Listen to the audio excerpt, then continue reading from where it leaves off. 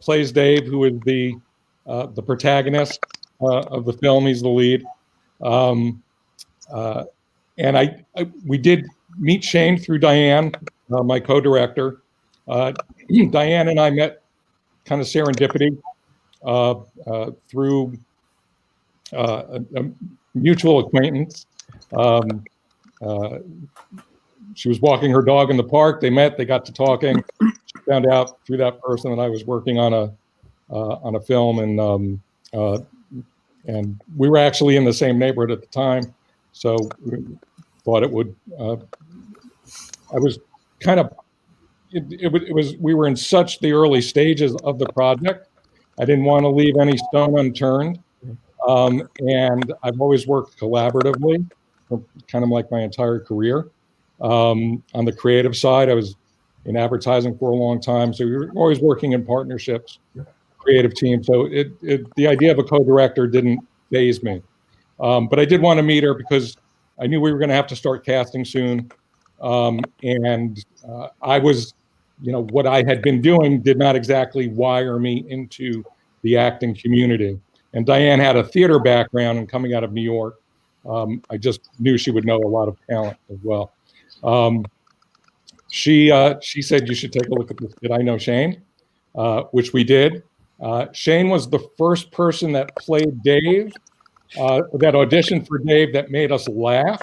Wow. And even though the role is not, it's a really tough role because he actually plays the straight man to 3 different other characters in the film. And so for him to find those moments when he himself could make us laugh, it was a big deal. Wow. And there was just sort of something very natural and easy about him. So that's how we met Shane. Thank you. That's so nice of you. You're welcome. That is so sweet. I love that story. Everyone underestimates, and it especially in this movie, it's very easy to get caught up in the performances of the people that have the juicy stuff. And just in general, playing the great man is always an underrated capability, but having to do that for 3 different people, really almost simultaneously. Shane is in every scene. Was not an easy feat to pull off. Thank you. My name's Larry. I'm a little confused. I'm supposed to be in a Zoom call with my synagogue. Mildred, what's happening here? Am I gonna put filmmakers here? Who are these people? Hey, I'm Larry. I'm the producer of this wonderful film. My first feature film. I've spent a lot of time in social justice theater and producing theater in the U.S., Canada, and in the U.K. Neil is my cousin, and we had a little ad agency when we were just out of college, and he worked in Hollywood, and he said, he never had one of his scripts. They're accumulating dust, is what he said. They're getting dusty. Larry, I'm getting old. I'm gonna die. So can we do one of my movies? I said, well, do you have one we could do on a low budget? He said, yeah, I think there's one. He blew the dust off, and we touched it up. He brought another writer in, and they did a really nice job of modernizing it. And I was able to raise the money and produce a feature film. It was an amazing experience. As I tell people, the best part about producing, because I'm also a writer. I'm a playwright, member of the Dramatists Guild. I'm an actor, been an actor for 25 years. But it's so uplifting to be able to write checks to artists and crew members and have a payroll and pay people to do what they love to do. That to me is the greatest treasure of making this film. And I hope I get to make some more.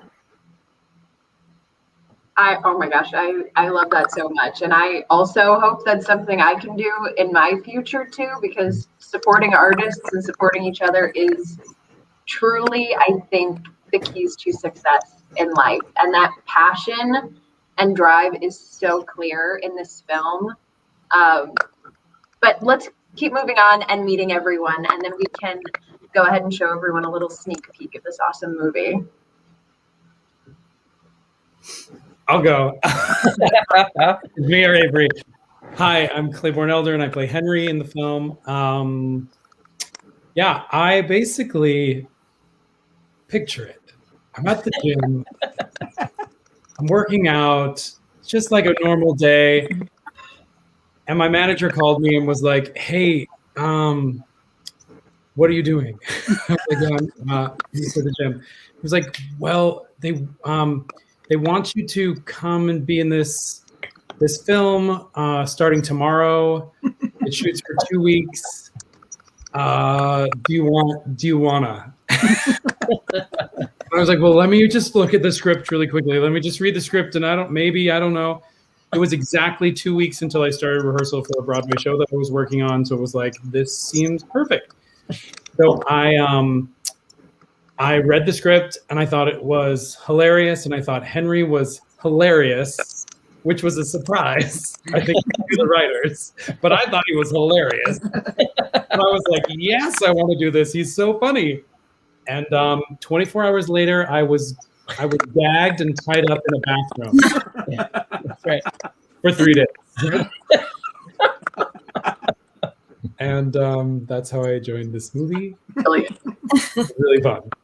I love that story. That's a great story, and I feel like that's very accurate to like people see these movies. They're like, "Oh my gosh, it must take so much time and so much work," and it does. But sometimes things just happen so quickly. Yeah. Avery, I'd love to hear about how you joined the project. Yeah. So I'm Avery Springer. I'm a musician, and I wrote and performed the Bad Cupid soundtrack. So all the songs that you hear kind of throughout the movie and the animations. It actually started just out of nowhere. I was checking my inbox as a musician during the pandemic, and I saw a message from Neil about like writing a song for, this movie. And I was like, okay, this sounds like I've never gotten this opportunity before. Like, I write songs with my band and I do other things, but Neil had found my band Retirement Party and really liked it and was like, hey, can you write a song? So I wrote a song for it and then performed another song that had been written for the movie, Frick.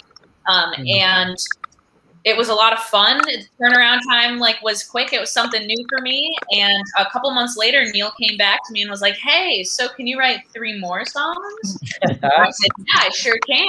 And it turned into me writing the soundtrack. And I was so happy with the final product. It was just a really cool experience. And the movie's so great. So it was awesome to be a part of. And the music is fantastic too. I have to say, I was bopping along to it the entire time. So thank you for that gift. The music was really important to us.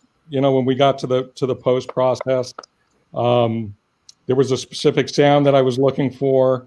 I really kind of wanted this throwback to,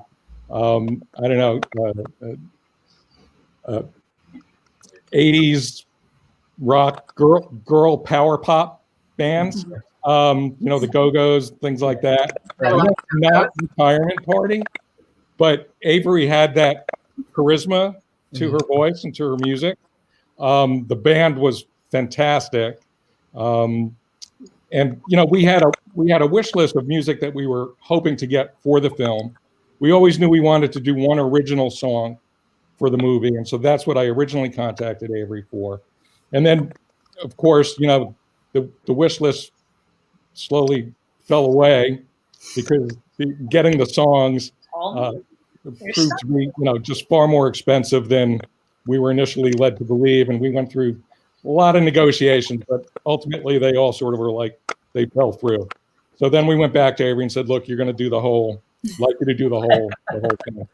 And then we also had these great animations that were serving as sort of scene transitions. And the animations we were using were kind of like cartoon editorials on the emotional state of the character or some aspect of the story at that moment. And so they really had to play along with the music.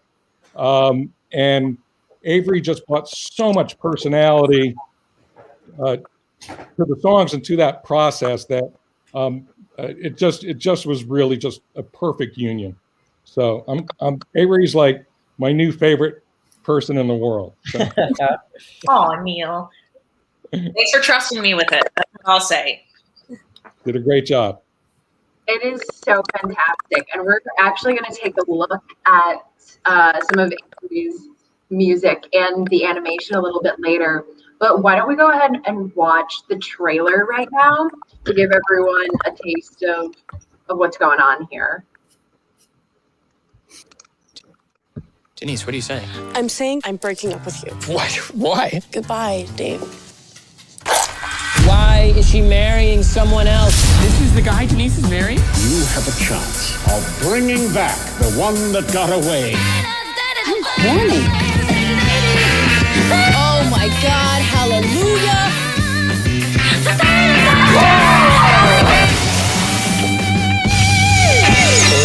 Pair in love and war. So crazy. Come on, it's so crazy. good and so exciting. And this movie is pretty insane in the best way possible. So I want to know what the inspiration was. I know, Neil, you said this was a script that had been sitting around for a while, but how did it come around in the first place? So it's so it came around, the emotional genesis came around from my college my college love, who when I met her, I thought that was it, and had visions of spending the rest of my life with her, had this very romanticized vision of what love is. She broke up with me kind of like out of the blue, and I just had a very difficult time getting over that. So that was the emotional genesis of it. Flash forward to many, many, many years later. We had one of my writing partners, Ira Fritz, and I had started working in Hollywood.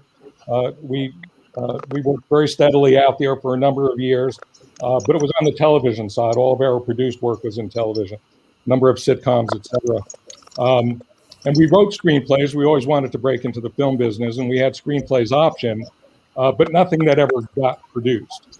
But Bad Cupid was this idea that we had, and what that idea was it came out of that genesis of this sort of not being able to get over this romance.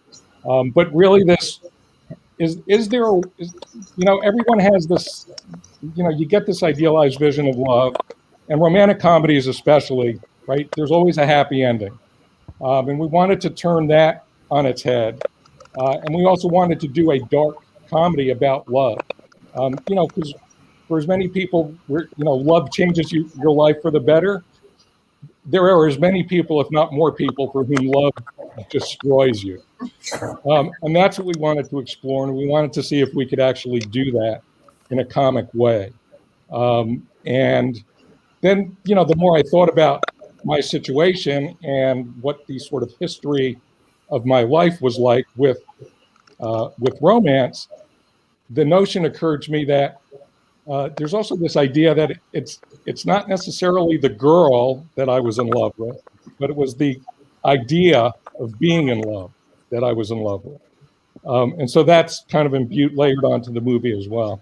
And then there was just this idea, we all sort of get asked this at some point, where it's very easy to say, what would you do for the person that you love? Well, I would do anything. And then, and so you have to ask yourself, well, is that really true? I mean, would you literally do anything to get the person that you love? And we wanted to come up with a comic situation where we would see where we could put that to the test. I love that. That's so wonderful. And I think it really shows when watching the film. It's obviously hilarious. I think anyone who just saw the trailer alone can agree. We're just joined by another cast member, Brianna. If you would like to introduce yourself, thank you for joining us. Hey everyone, I'm Brianna Marin, and I play Momo the Magnificent Morris. Perfect. Thank you so much. Sorry I'm late. No. Yeah. We're so glad to have you. My next question for you guys is, what was it like shooting on location in Buffalo? And for Neil, was that something that was always in the script, was Buffalo, or was it something, a different city, maybe nowhere specified? Originally there was nowhere specified. Buffalo ended up sort of happening by serendipity, and Larry can probably give you the better backstory on that with regards to the production. But as soon as we realized that Niagara Falls was right around the corner, it just made so much sense that we should be shooting this movie with that icon in the, that location icon in the movie. There's no kitschier symbol of mushy love than Niagara Falls, right? So that's it. It just sort of between the things that happened on one end production-wise and Niagara Falls on the other, there just wasn't a better place to do it. Yeah, I can speak to that also. Neil, was the original, well, first of all, the original script was called Ellis, which became Love Hurts, which became Prick, which became Bad Cupid. It was a bit of a migration. Was the original script set in Chicago, though, Neil? The original script was it was nondescript. I think I had it in Philadelphia because that's where it was at the time. Then went from Philadelphia to Chicago. We just needed originally just any really urban center would do. So the short answer there's two answers for Buffalo. One is 30% tax credit. That's one. Number two is I was there performing a show called the Black Jew Dialogues, which I toured to colleges, and I was staying in an Airbnb. And the guy whose Airbnb it was also a filmmaker, and we got to chatting, and then I started meeting people in the film industry in Buffalo. Buffalo has an amazing little film industry. Big films go through there. Just before we were there, Quiet Place 2 shot there. So there are all these filmmakers. Buffalo State University has an amazing film program. We got a lot of people from there. A lot of people on our crew were from that program. It just made sense on our budget that we could do it there. And it was a little, we were shooting in the end of November, December, as John Rhys Davies said, who is one of the stars of the movie, who was going to try to be here. We had to fly him in from Isle of Man to Buffalo in December. So he got stuck in Newark, New Jersey for 2.5 days. And when he got off the plane finally in Buffalo, the evening before we start shooting, he was supposed to come in 2 days early to rehearse. He says to me, "My lad, can we not shoot in Buffalo in December again?"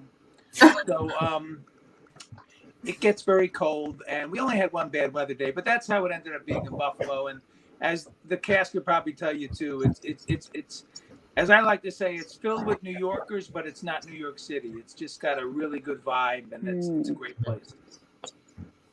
Yeah, it was beautiful. It was beautiful shooting there. I A felt bit of an understatement when he says that we had one bad weather day. So, the pivotal scene in the movie, which was we needed 2 days to shoot over the course of 2 days, that was one of the days when we had the bad weather. It was literally this lake effect blizzard happening outside on the one day that we were shooting outside.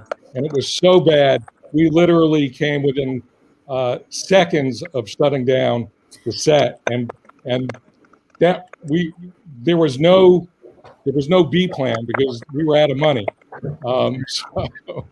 By some miracle, the weather cleared just enough to finish the scene, and Shane can attest to that because he's the one that almost got frostbite. I don't want to give away too much of the ending by going into a lot of detail, but you're talking about the vagaries of independent filming. We had to get it, and the weather was just not cooperating. And we had a paramedic there, luckily, for the story, so that was good. He was checking me out to make sure that everything was still moving in the proper place. All of the actors will tell you Wow. just how cold it was that day. Oh my gosh, that's insane. I mean, I also don't think, I think Buffalo was like the perfect setting for this. Like it all flowed together so well. It felt like the city was also a character in the film, so I did love that. But we're starting to get into some fun behind the scenes stories. So I'm curious to hear what some of your favorite moments on set were, or some of the silliest, craziest things that happened. I'm here for anything and everything, so just no spoilers. Oh my goodness, what a task.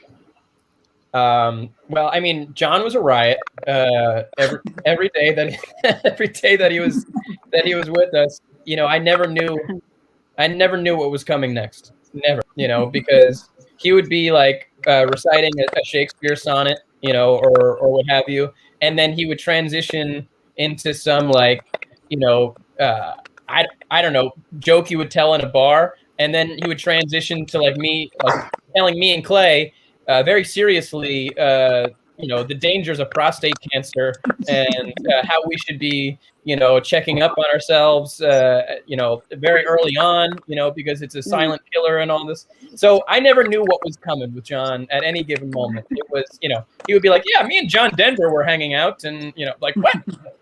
Who are you, John? You know, who's this person? It was every sentence out of his mouth was the craziest thing that you've ever heard, and in a different way. So it was magical. It was really wonderful. That's fantastic. Yeah, we got to, you know, just to watch and learn and be a part of it. I think for me, I kind of have a part one and a part two to when I shot, specifically because Shane and I did a lot of Morris and Dave's stuff at the beginning, and I had about a week off, and then Thanksgiving happened. So I was super fortunate. I checked out Niagara, bucket listed that bad boy, flew back to California and came back. And when I came back, this wonderful, delicious treat of a human, Claiborne Elder, was in the mix. And maybe we already discussed facts. It's true. Don't be shaken. Do not be shaken.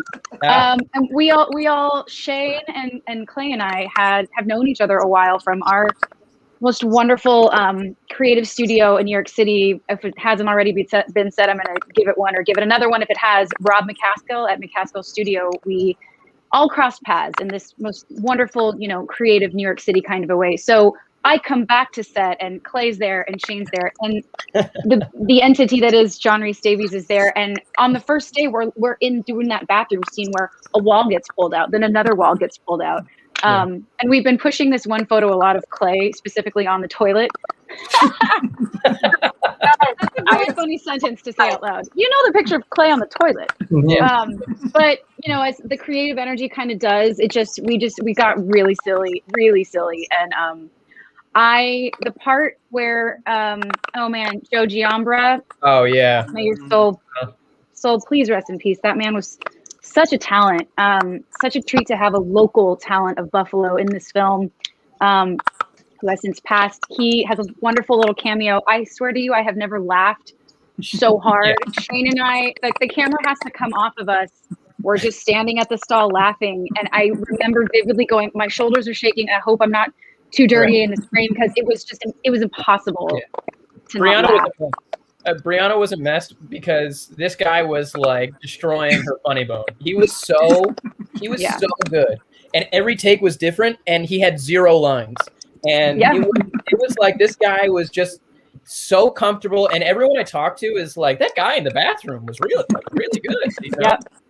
And he was, you know, he's so good, and John was, I think, improvising quite a bit on those takes.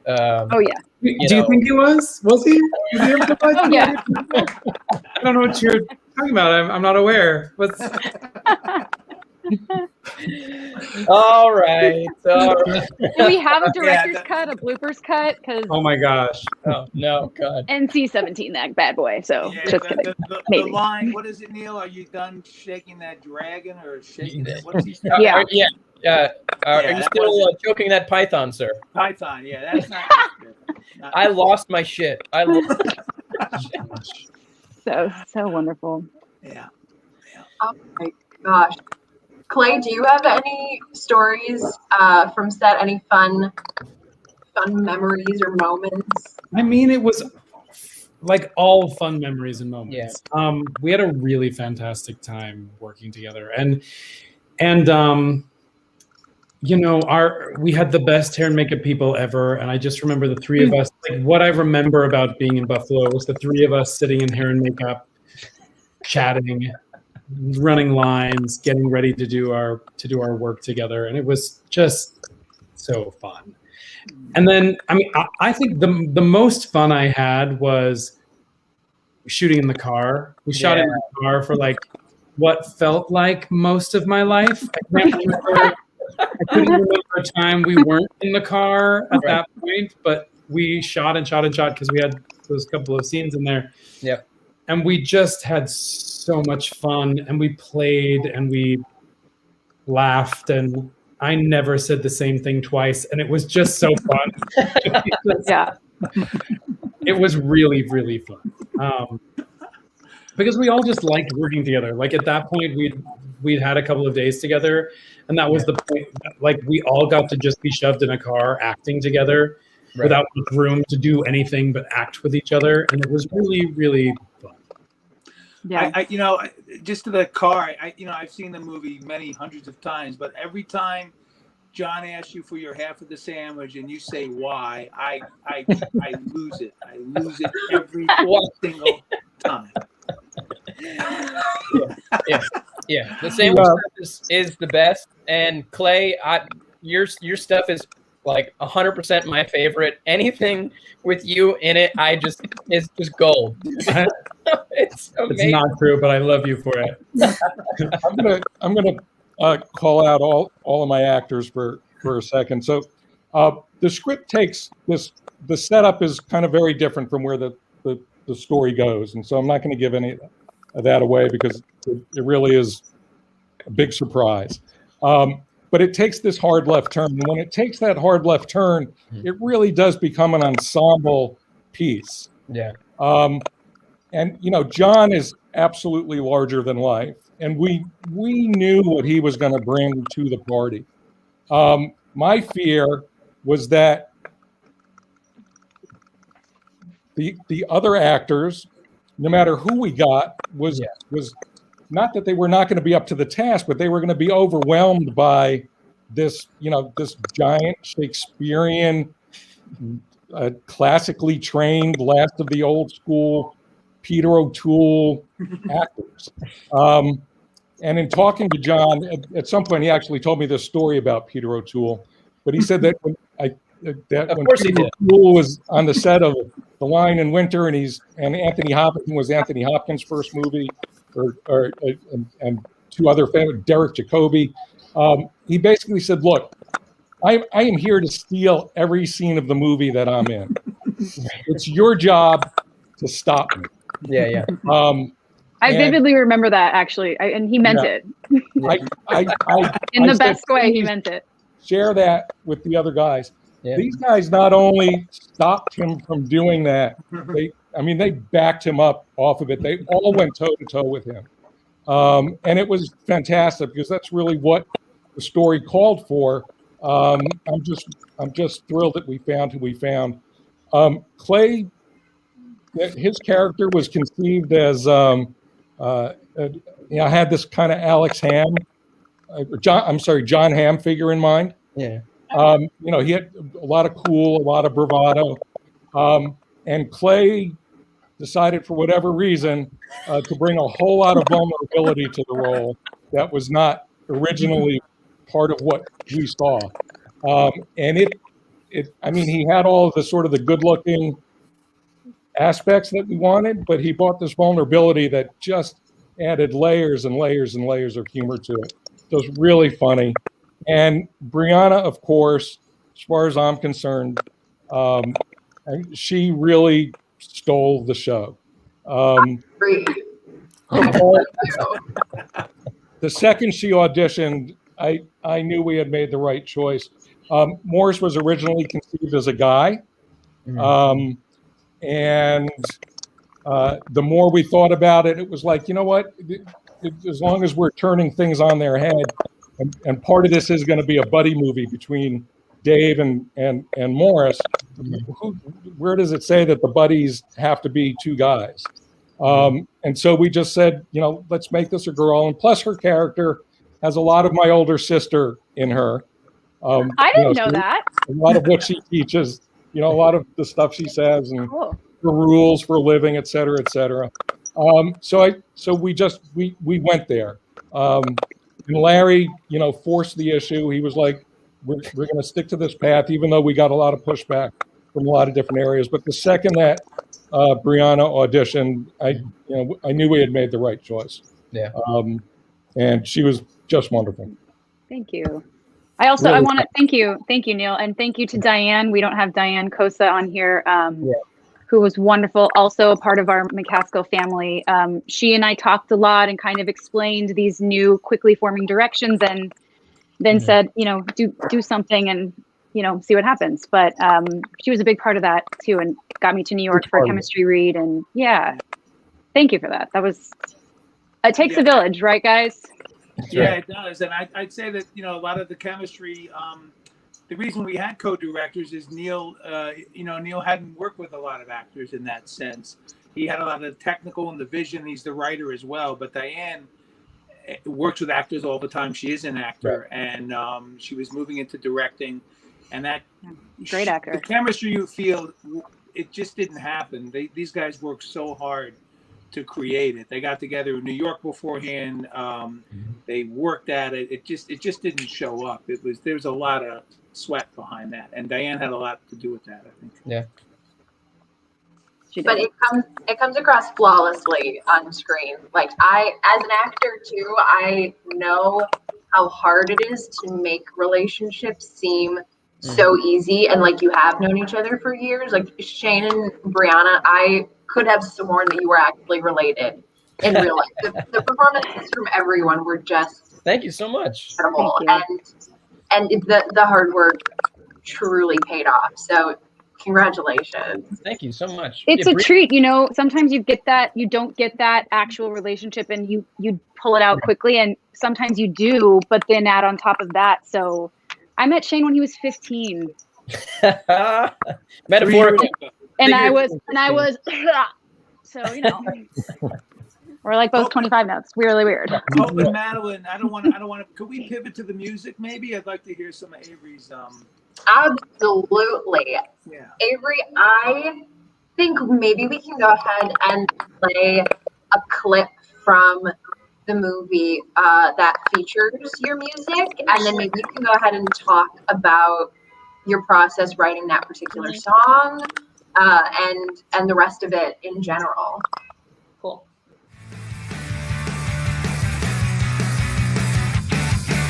Oh, Denise, please spare me. Fragile heart is shattering. I thought we were meant to be. Now I'm left alone again. Oh, Denise, please spare me. Come on, it's so good. Yeah. Thank you. That song might be my favorite from it, just because it's just got that full power pop feel that Neil was talking about wanting earlier. Like that, when I wrote that one, I was like, I think this is exactly like what I mean. I don't. Maybe it wasn't what you wanted, but No, it was. It was anyways. But writing these songs, like I mean, viewing the movie first and then getting the animations, I based so much of what I was writing off the animations, just with like the pacing of it, because I was trying to also kind of score it. I was like, okay, I want, a strong chorus to hit here, the length of the animation so that, it can work that way. But, so yeah, I based a lot of the songs off of just kind of the vibe of the animation, as well as like, fit some lyrics in there to fit with like the scene that was going on, but it was very cool to kind of take a bunch of different parts of the movie and it's like, all right, so what do you think the soundtrack would sound like? Yeah. I'm happy with how it turned out. My favorite one was the hotel one. That was my favorite one. Oh, yeah. I won't give it away, but that one was my favorite. When I first saw the scene and that song came on, I was like, this is so perfect. This feels so right, It's beautiful. Yeah, some of that, I just want to give kudos to Neil on the score and the soundtrack. It's the score by Aaron Murray Quinlan, who is someone I knew through the theater world. We actually wrote a musical together. Just filled it in as well. And originally there was score at the beginning of that scene in the hotel. Then we laid Avery's music over it, and it just was perfect. The whole thing Wow. was perfect. So, you know, Neil took a little risk, which you have to do in this world with the music. It's overscored, as Neil says. There's more score, but it really gets the emotional feeling of the actors and you know, through the music, working with them. It's a hard film because it's you know, nothing blows up. It's a low budget. It's a lot of dialogue. It's dialogue driven, so it holds together so tightly, and the music has a lot to do with that. I think the way it was done. And I should mention the animator is a young artist from Europe. Her name is Jenny Jokila. All of those animations are hand drawn, and she also did just a really fantastic job. It has just this real kind of raw quality to it, which we wanted to convey. You know what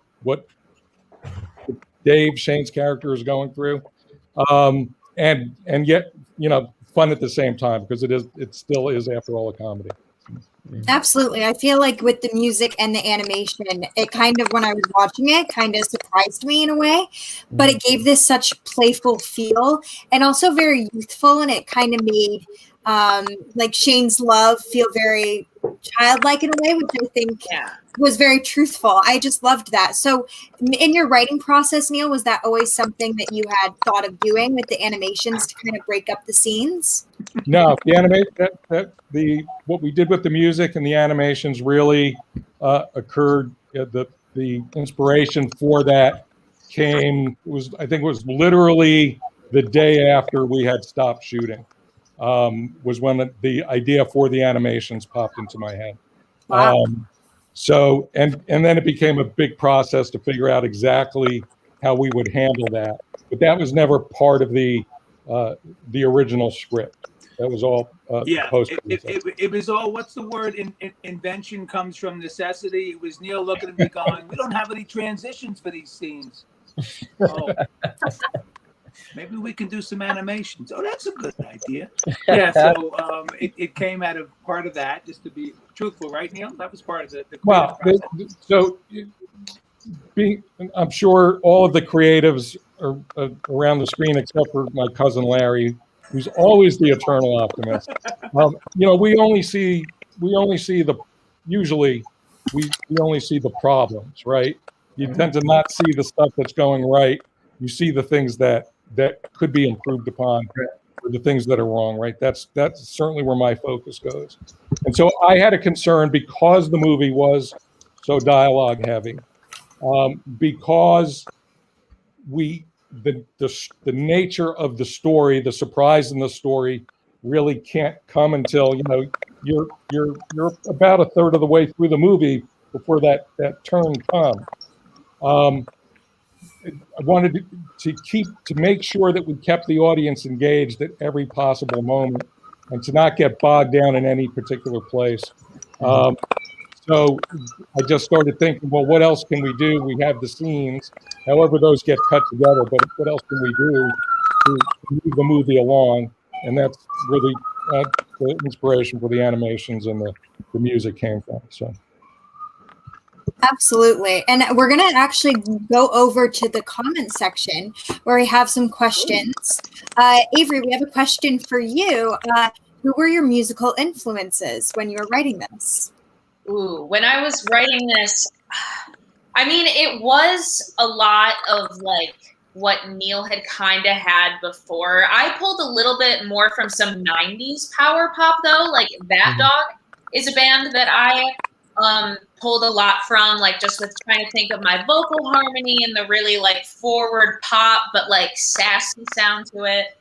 So yeah, like a lot of like girl 90s power pop for this one, as well with like I've always taken a lot of influence from from Green Day, other kind of pop punk that's just fast, a little angsty, but you know, got all the hooks in there. So those were, I was just kind of like, I want ear candy, but you know, let's like take it a couple different paths. You know, I didn't write the same song 5 times, but yeah, it was a lot of fun to just like, okay, what poppy hook can I come up with here?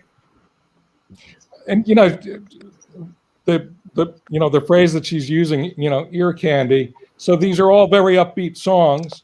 but the lyrics are all, for the most part, they're dark lyrics, and that's really exactly what the movie was. It's up and it's a comedy, but it's dark. The themes are dark, and so the music just really reflected that. Yeah, I kind of just even in my own music, it kind of follows the same patterns of sounding really happy and upbeat, and then it's just the lyrics. It's like you separate the two, and you would never imagine them together. And I'm like, oh. I think that's the best part, though. And for everyone watching, if you haven't seen in the comments, you can listen to the soundtrack on Spotify, which I did not know, so I'm actually going to add it to my playlist now. I'm obsessed. But maybe just to open that influences question up to everyone, like who or what was part of your inspiration process working on this film? Any references or like aspirational moments? I don't know. I knew nothing about being a lawyer or in law school, and I was like, that is even though it doesn't really come up in the story, I was like, as an actor, I'm like, I can't get to set and not know anything. Like I know nothing, other than what I've seen in movies and TV. So I picked up this book called 1L, and it's about it's like a journal that a first-year law student kept, and apparently law school is like the most insane thing on the planet because this kid was losing his goddamn mind. Like I felt like I was losing my mind just reading. It was like 125 pages. That's it. But I had to like read it slowly because it was just, he was filled with all of this anxiety and pressure. I was like, oh my God, this is too much to handle. But for me, it was really good because it helped me understand like what someone in that position is going through, like, Dave is a little bit older, so he's through that spot, so he's probably at the tail end of law school when we meet him. So he's not in the like pulling his hair out, I don't have time for anything stage. He's like, all right, I'm an adult and I'm a human. I can, I can do this to some degree or another until he gets his ass handed to him by Denise again.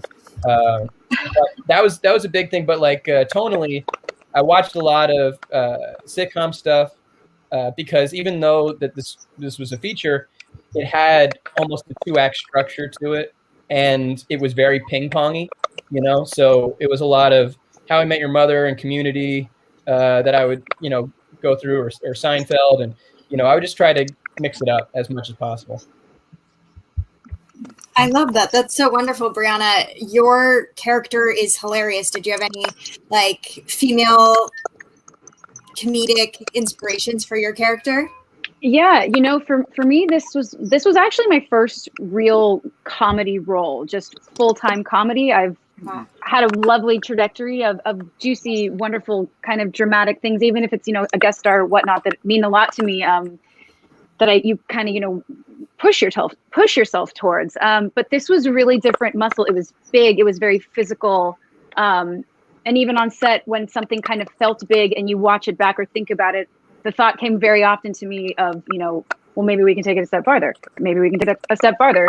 I don't think Morris had a line. So that was a real joy to kind of play with. And honestly, I've done a lot of improv in New York, not so much in LA, but I'm familiar with it, but it had been a while. So these guys, these 3 men kind of pulled it out of me in the most unexpected of ways, which is kind of that, golden improv yes and rule. So to kind of, catch like a double Dutch rope, it was this thing that just got bigger and bigger. I think on the initial breakdown, it was something like Alana Glazer, right? Like the Broad City, kind of blunt, modern character. And then, honest to God, I grew up on I Love Lucy. It was such a, I at a certain moment on set, I found myself thinking of that fiery kind of woman, swimming around internally, and also just that. So matching that with like the sitcom rhythm of it all. We kind of, Shane and I talked a lot about that prior, but it's a joy. I think it was such a joy to, when you think there's the line or the boundary of a character, Nope. Let's just go right over it. let's just pick up the line and smack it on a mini skirt and walk on out to the club. Yeah, it was really wonderful, and I learned so much. I really did. It was a joy. It's remarkable and hard to believe when she says that she had not done a comedy before. Yeah. You would think that that's all she had done was comedy in watching this performance. And I Thank you. I know that this is a cardinal rule of acting, but let this be a lesson to all actors. Even when the lines are not yours, do not stop acting. Like 90% of acting is reacting. And Brianna gave us so much material to use from her reactions to, while Clay unfortunately is bound and gagged. Sure. A lot of the dialogue is between Shane and John, and you know she was with them and in the moment for all of that time, giving us just these beautiful reactions, and so much of the comedy got built around those reactions instead of just constantly staying on the actors that were doing the dialogue. Right. So it was really something. As our seasoned editor Jeffrey Wolf said, I'm leaning into Morris. He said, I'm going to lean into Really? Yeah. Ooh. Wow. Guys, it was all the plunger. It was the plunger. That's it. I think what I learned from Bad Cupid is give an actor a plunger, you never know what you can get. That's right. That's true. Give a mouse a cookie, give an actor a plunger. It's hard to get clogged when you got a plunger around. That's for sure. Ooh. Nice. I'll be here all week. Try that. That's a crappy joke, Larry. Yeah, Oh. We have a third. Oh my gosh, this is so fantastic. I mean, seeing all of you together and having such a wonderful rapport obviously translates in the film. So I'm just so happy that you do all like each other in real life. This is just so lovely to see. Sequel. Yeah. Well, Sequel. Yeah. Sequel. Someone mentioned that in the comments. Someone in the comments. Who was it? I did see that. And I don't know if you guys caught this before, but Clay and I had to try very hard not to giggle like school children earlier because my brother wrote in the comments, "Can Clay release fitness tapes?" It's just something I would like to see. I would love to see that. Your brother. Oh, So please. Clay is a very accomplished, serious artist, actor, and my brother came to visit on set, and we were talking, and my brother's like, I know his voice from somewhere, and I'm like, well, he's done a lot of Broadway and all these things, and he's like, no, that's not it. I wouldn't have seen any of those. And he was like, I think he's in a video. I think he's in Red Dead Redemption. And I was like, really? And he was like, I think so. And he asked him. And Clay, there's a guy, and this is my brother's favorite thing. He wants him to sign a poster and everything. There's a guy in Red Dead Redemption who teaches you how to fish or something. Yeah. And he's like the swimming naked man. He's just like this homeless guy who teaches you how to fish. And it's Clay. And Clay is the naked man. And it's wonderful. I think it's one of the greatest things ever. Sean, I'm getting you a signed poster. I'm gonna do it. I still want a poster. This is so fantastic. I Oh, love that. oh my gosh. Okay, I am thinking we should check out another little clip from the film. I think we have one talking about life in general. So why don't we go ahead and cut to that? You can either have a New England clam chowder sort of life, which is rich and romantic, like a deep French kiss on a warm summer day, or you can have a Manhattan clam chowder sort of life, which is a brown, dreary vegetable soup that smells like fish. I love that scene so much. And I feel like it shows this like Shakespeare actor, but he's talking about clam chowder, and it's hilarious. Yeah. Which leads me to my next question. So, if you guys ran into Archie and you had one of your true love tied up, what would you do? I would hope that I would do what Dave tries to do, which is the right thing. But if you've seen him in this movie, you know that maybe that's not what you do, because this guy is out of his goddamn mind. And how are you going to get around this guy? You know. So I don't know. I couldn't answer that honestly. I don't know.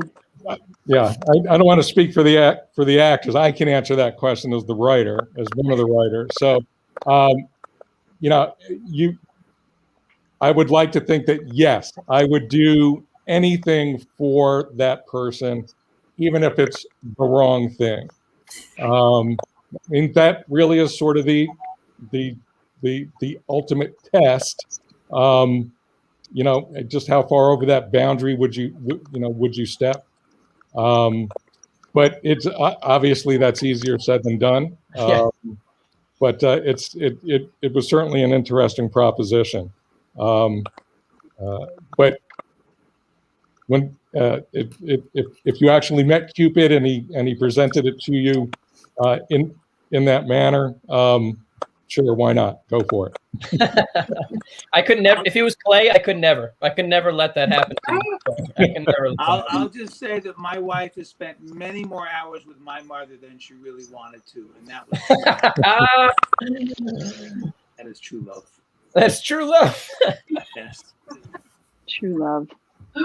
I love that. Well, that was definitely one of my favorite scenes in the film, but I would love to hear what your favorite scenes were.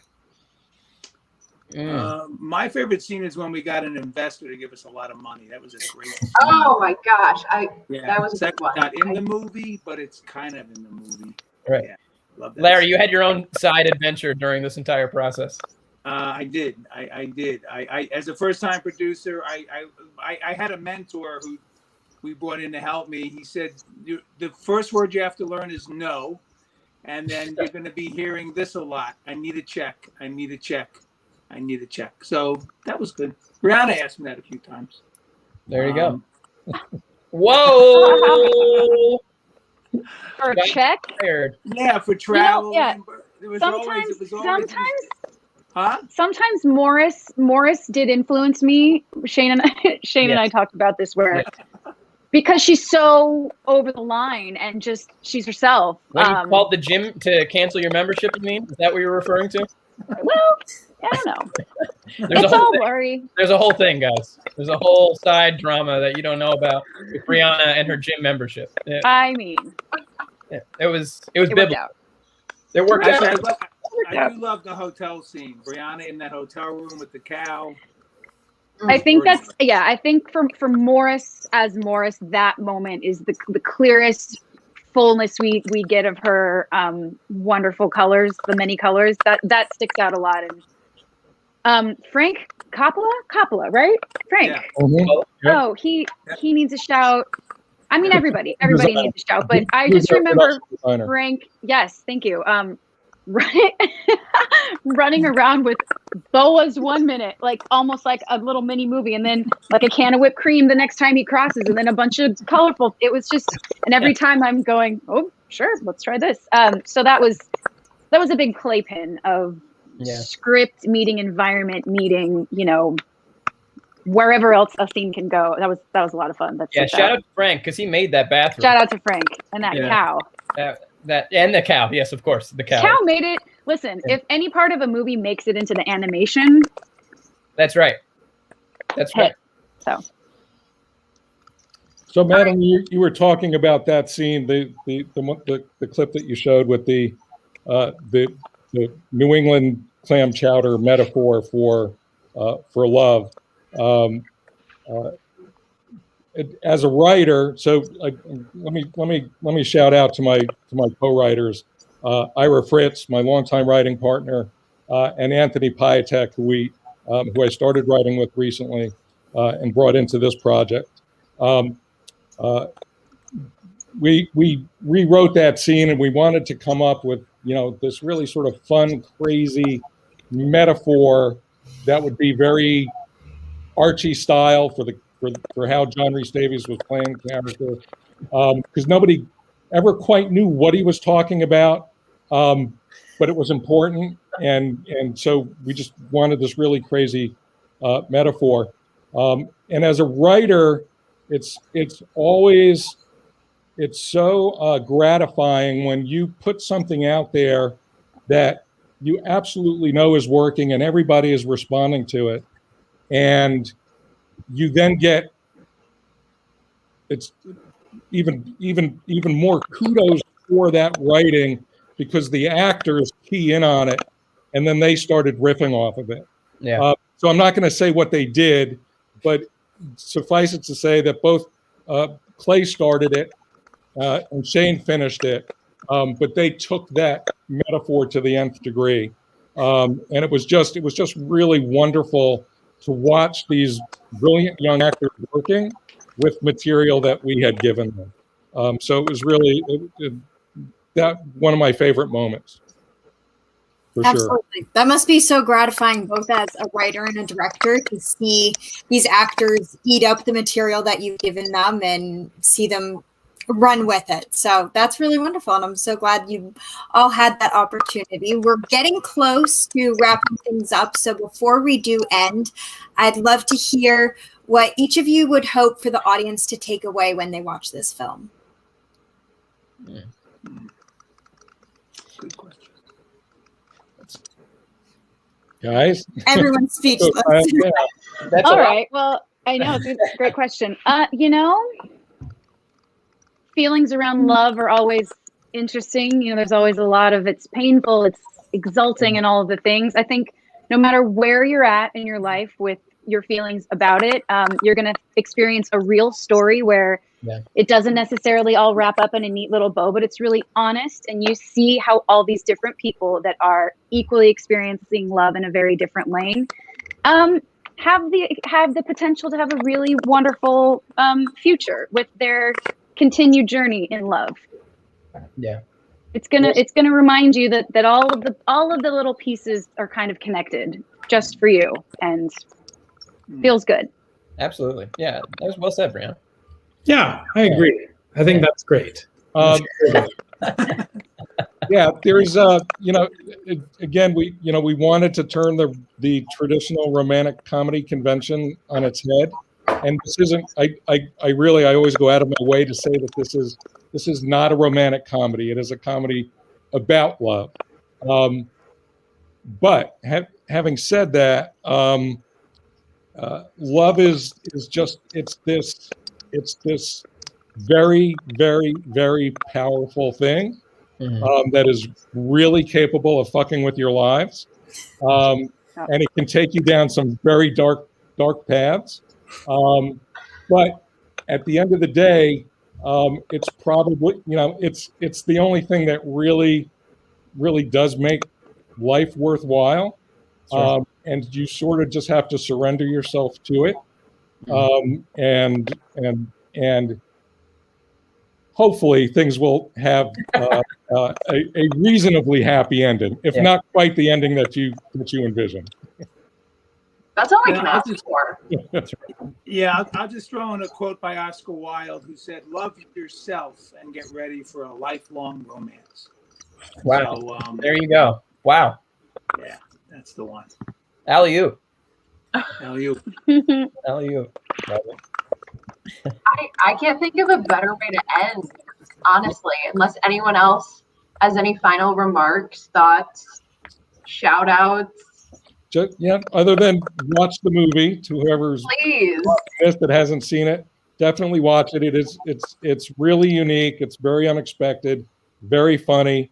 I would like people to remember these three actors. They're really, really talented young people. Very funny. I hope that other directors that are casting agents, anybody in the business that gets a chance to see this movie, will continue to give them work. I would like to draw attention to, he didn't make it on the call, John Rhys Davies is absolutely brilliant. This is a man that he is classically trained as an actor, old school, literally, I believe, the last of his breed.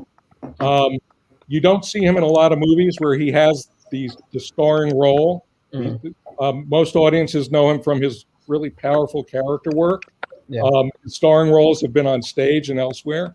But he takes this role and just does some brilliant things with it. So I'd like to go see it, if for no other reason than to watch that remarkable actor at work. And I would like everyone to remember Avery's music. Of course, she is a significant musical talent. She deserves a lot of credit. I want to give a shout out to the Buffalo film community. If you're thinking of making an independent film, check out Buffalo. To Kyle Mecca, who was our AD, who got this done in 16 days. Wow. And also Harry Lipsitz, who was our production coordinator. Harry. My first time producing. He was at my shoulder the whole time, and he really helped make this happen. And Darlene Pickering-Hummert, who was our casting director, who also played Mrs. Fishbaum, did an amazing job of helping us cast. Just there's so many people in Buffalo, but it's really a place to examine if you're thinking of making a film. For sure. Yeah. Thank you, Shane. Thank you, Clay, for making me better. Thank you for you guys were the best. Please. These guys are two of some of the nicest, most nice talent and attitude can be a thing. Please hear me, everyone in the cyber world. They're such wonderful talents. Safe, wonderful talents. Thank you I so love much. you guys. Here. Yeah. Thank you, Hope. You raise me up. Thank you, guys. And Jamie And pull behind the scenes. Thank you. Yes, thank you everyone for being here. I am so happy to have been able to talk with you. I think I can speak for both Madeline and myself that this is truly an honor, and we are so happy to have this time with you. So everyone, please go watch Bad Cupid. You can watch it on iTunes or on Amazon, and I promise you won't regret it. I think I'm going to make my mom watch it tonight, actually. I agree. Thank you so much, everyone. I'm Thank so you, guys. glad that we ended on a note as well.